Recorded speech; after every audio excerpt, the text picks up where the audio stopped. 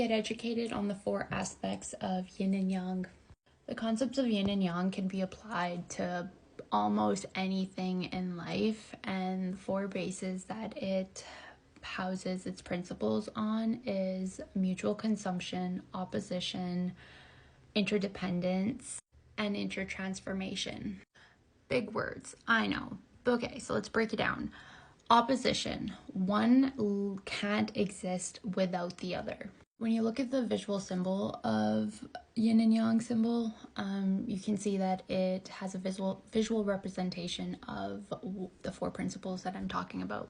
So starting with opposition, one can't exist without the other. So in the relation to a disease in the body, instead of saying like these are 2 separate things that are happening within your body, it's an imbalance of the right and the wrong things in your body that's causing a disharmony within your body that's creating this disease. In the image, you can also see that the image wouldn't be fully complete if both aspects weren't there. Introducing the second principle, interdependence.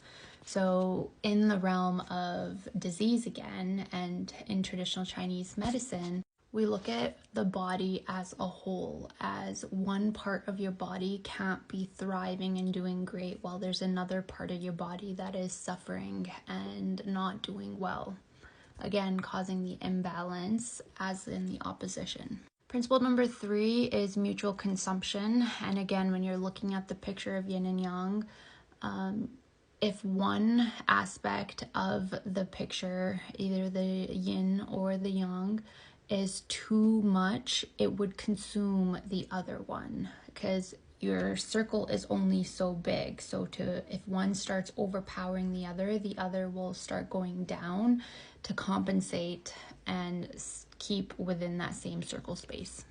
That goes with your body too. If there's too much of something in your body that it's not used to in its healthy state, stress, cortisol, hormones, right? If there's too much of something all the time, it's going to start consuming other things that are in a healthy, moderate level amount that your body needs. And last but not least, number 4 is intertransformation. So this means at the top peak level of the yin nature, at the top of the circle, it is like law that it has to turn back into yang. This concept can be seen most and interpreted best in time of the day. So at the most yang part of the day, which is noon, sunniest, brightest time of the day, it has to start turning down and start turning into the yin, into the night. And again, relating this back to health and our bodies, when disease is forming and it is forming in within our bodies at the most yang point or the most diseased point, the next part will be the recovery phase from said disease. These concepts can go not at such a personal level. These concepts can be ruled in the world views also. With everything else going on in the world right now, I see a lot of TikToks talking about how there's so much evil in the world, but there's also just the same amount of good in the world, but we don't get to see it as much as we get to see what is broadcasted, the evil part of the world. One can't exist without the other. One needs the other as opposition. There could be an imbalance depending on whatever's happening.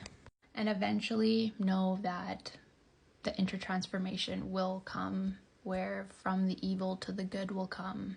You can take this into your mental state and your mental health and your mental well-being also. If you're struggling really badly, just know that the good days also are coming, even though it may feel like you're in the deepest, darkest depths right now, which feels like there's no end in sight. And that too is due to an imbalance somewhere in your body that is causing you to have such not so great thoughts about yourself or the world or people. And that's the yin and yang symbol and what it represents, and the 4 principles on yin and yang. Hope that was helpful.